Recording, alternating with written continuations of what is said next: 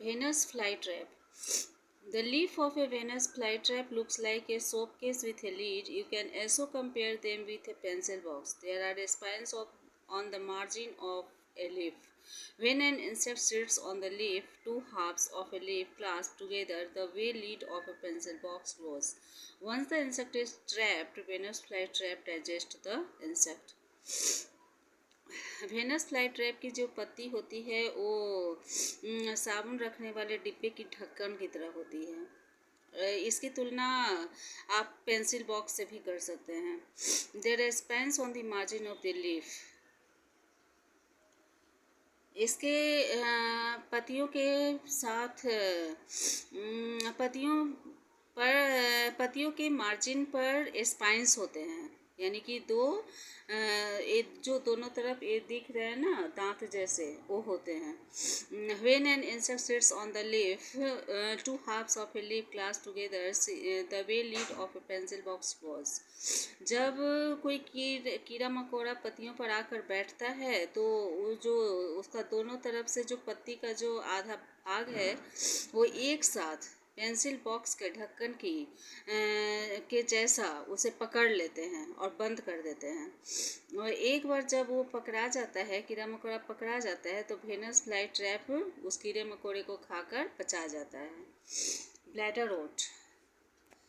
Bladder root is an aquatic plant. It remains submerged in water, but flowers of bladderwort remain above water. There are small bladders or pouches on submerged stem of this plant. The bladder has a trapdoor. Once a tiny animal enters the bladder, the trapdoor closes. After that, the prey is digested by bladderwort. Given the small size of bladder, this plant only eats teeny animals. Bladder oat जो है एक aquatic plant का जो पानी में भी रह सकता है और ज़मीन पर भी रह सकता है का उदाहरण है। यह पानी में रहता है, इसका शेष भाग पानी में रहता है, लेकिन फूल जो है इसका वो पानी के ऊपर रहता है। इसमें छोटे छोटे ब्लाडर होते हैं या पॉच होते हैं जो इस पौधे के तने से जुड़े हुए होते हैं। The bladder has a trap door. Bladder में एक ट्रैप डोर होता है। जब छोटे जानवर ब्लैडर में इंटर करते हैं तो डोर उसे क्लोज कर देता है और इस तरह से वो उसे शिकार बना लेता है। Given the small size of bladder this plant only eats tiny animals. Bladder का छोटा साइज यहाँ दिया हुआ है जो इस पौधे को यह पौधा और इस तरह से छोटे छोटे जानवरों को केवल खाता है। Saprotrophic plants, मृतजीवी पौधा। Some plants feed on dead remains of plants and animals and hence are called saprotrophic plants. Many of you may enjoy eating a dish of mushroom. Button mushrooms are often sold by grocers. Do you know where do mushrooms grow? They grow on trunks of trees and on heaps of dung. Mushrooms are pale white in color because of absence of chlorophyll. As they cannot make their food, so they take the food from other organisms. कुछ पौधे जो है वो पौधों और जानवरों के बचे हुए मृत भाग को खाते हैं और यहाँ इसलिए वे मृतजीवी पौधा कहलाते हैं। आप में से बहुत लोग इसे एंजॉय भी करते हैं, जैसे मशरूम का डिश। बटन मशरूम ग्रोसर्स द्वारा बेचे जाते हैं। क्या आप जानते हैं कि मशरूम कैसे उपजता है? ये पेड़ों के शाखाओं पर उपजता है और कीचड़ के ढेर में उपजता है। Mushrooms are pale white in colour. Mushroom का कलर वाइट होता है बिकॉज ऑफ क्लोरोफिल, क्योंकि इसमें क्लोरोफिल नहीं होता है, अनुपस्थित होता है। As they can not make their food so they take food from other organism. और जैसे ये लोग अपना भोजन खुद नहीं बना सकते हैं, ये दूसरे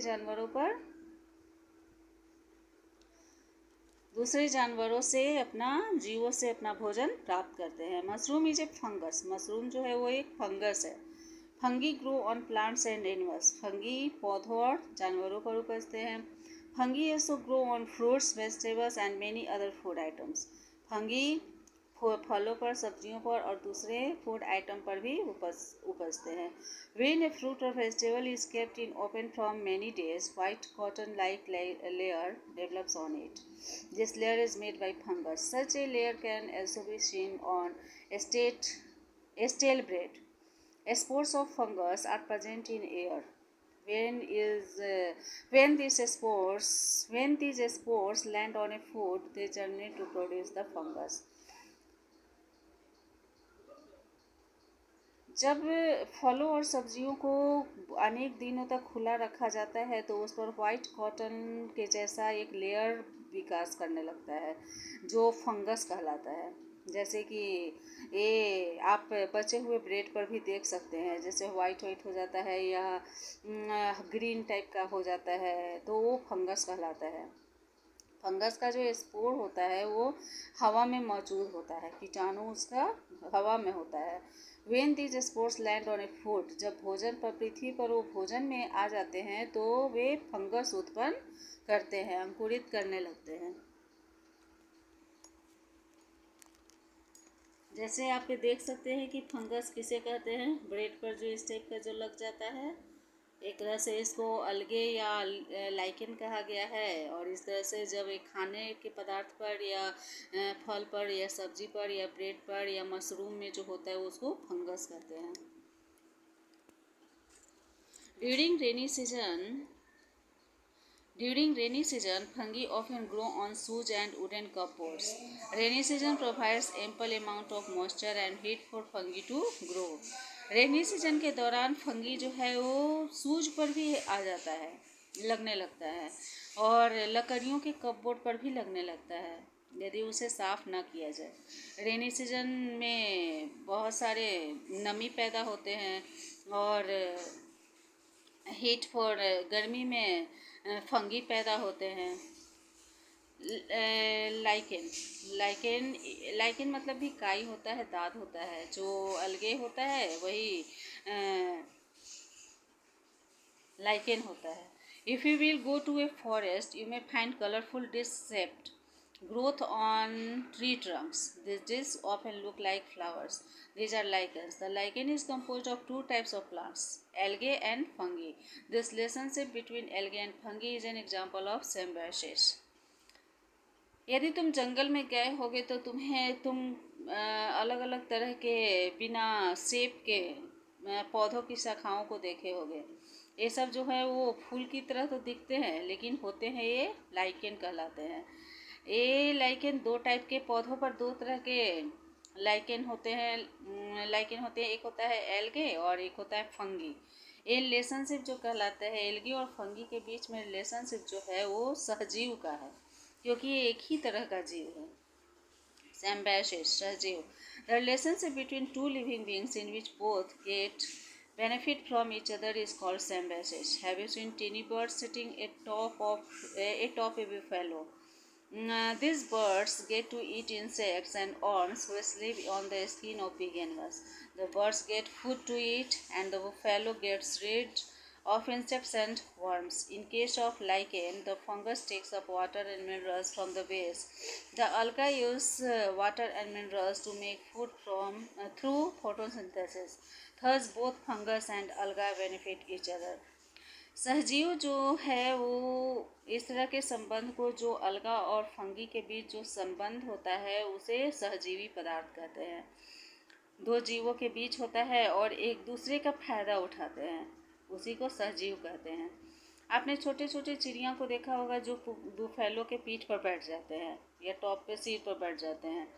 तो ये सब चिड़िया जो है उनके बैठकर उनमें जो कीड़े होते हैं उसको खाते हैं या कीटाणु को खाते हैं, और उन्हें फ़ायदा पहुंचता है कि उनके शरीर के स्किन पर जो कीटाणु रहते हैं, उनके शरीर के स्किन पर जो कीटाणु रहते हैं उसे खाते हैं और इस तरह से उनको छुटकारा मिल जाता है इन कीटों से. Birds get food to eat, भोजन करते हैं और बुफैलो को इंसेक्ट और वर्म से छुटकारा मिल जाता है. इन केस ऑफ लाइकेन के केस में है कि fungus takes up water and minerals from the base. Fungus जो है वो बेस से यानी कि अपने आधार से नीचे से पानी और खनिज लेता है. Alga use water and minerals to make food through photosynthesis. और अलगा जो है उसमें चूँकि ग्रीन लीफ होता है, छोटा छोटा पत्ती होता है, ग्रीन होता है, जिसके कारण वो अपने पानी और खनिज को फोटोसिंथेसिस के माध्यम से भोजन के रूप में प्राप्त करता है। और लाइकेन जो है ये अपना भोजन खुद नहीं बना सकता है, ये सहजीवी माना जाता है, जिस कारण से ये बेस से अपना, अब जैसे वो फैलो के पीठ पर बैठा तो उससे ले लिया, इंसेक्ट खा लिया, या इस तरह से दूसरों से भोजन प्राप्त करता है। थर्स बोथ फंगस एंड अलगा बेनिफिट ईच अदर। फंगस और अलगा जो है वो एक दूसरे का इस तरह से फायदा उठाते हैं।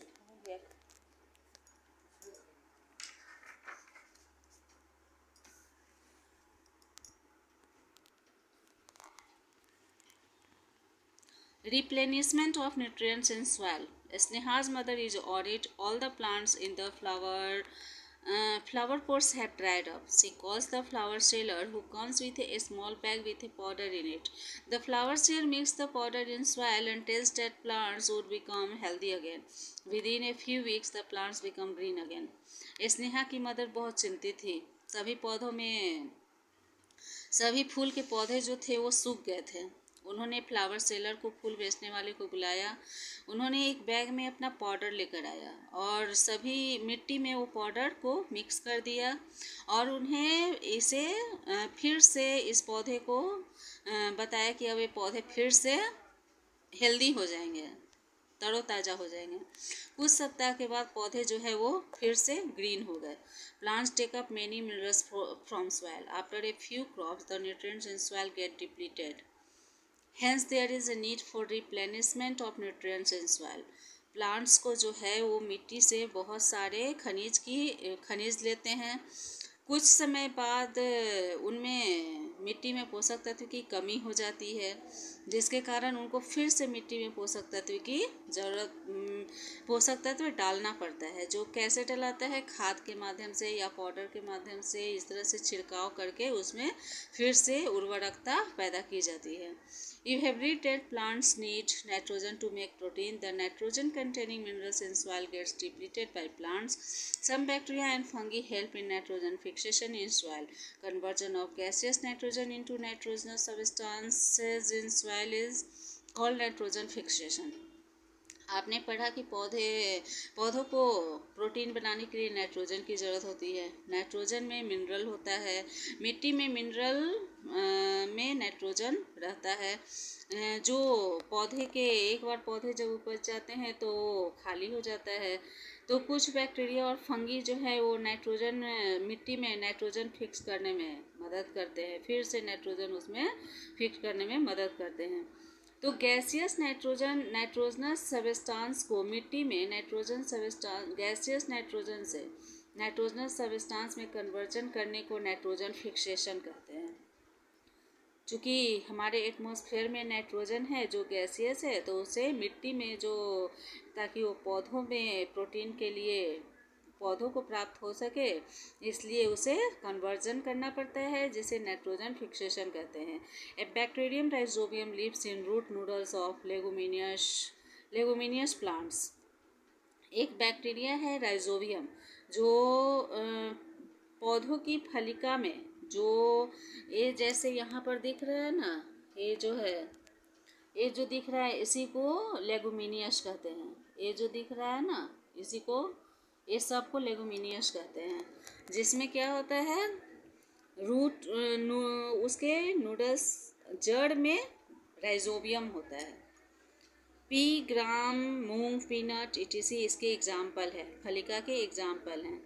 वो सब अंकुरित अनाज हैं चूँकि, तो जो अंकुरन जो होता है वही लेगुमस है। This bacteria live in symbiotic relationship with this plants. ये सब बैक्टीरिया जो हैं वो इन सब पौधों से सहजीवी संबंध बनाते हैं। The bacteria get a home to live in. Bacteria को रहने के लिए घर की ज़रूरत होती है। इन lieu of that, the bacteria carry out nitrogen fixation in soil for the benefit of plants. मिट्टी में नाइट्रोजन फिक्सेशन करके पौधों को लाभ पहुंचाया जाता है। Farmers generally grow apples between 2 crops of cereals so that nitrogen in soil can be replenished. Farmers किसान लोग जो है वो दो क्रॉप्स के अनाज के दो अनाज के बीच एक दाल उपजाते हैं, जिसके लिए मिट्टी में फिर से नाइट्रोजन को डालना होता है। जैसे एक बार दाल उपजाए उसके बाद फिर दूसरी दाल उपजाने के लिए फिर से नाइट्रोजन की ज़रूरत होती है। For replenishing other nutrients in soil farmers use manure and fertilizers. Urea and potash are examples of fertilizers. They look like white granules. You may visit a farm to see a farmer sprinkling fertilizers on soil. मिट्टी में जब दूसरे पोषक तत्व डाले जाते हैं तो किसान को उससे बहुत फ़ायदा और उनकी खेती को बहुत फ़ायदा पहुंचता है। वो फिर से उसमें दूसरे पोषक तत्व डालने के लिए खाद और उर्वरक का यूज करते हैं, जिसमें यूरिया और पोटास उर्वरकता पैदा करने के का बेस्ट एग्जाम्पल है। वे वाइट कण की तरह छोटे छोटे उजले कण की तरह दिखते हैं या दाना की तरह दिखते हैं।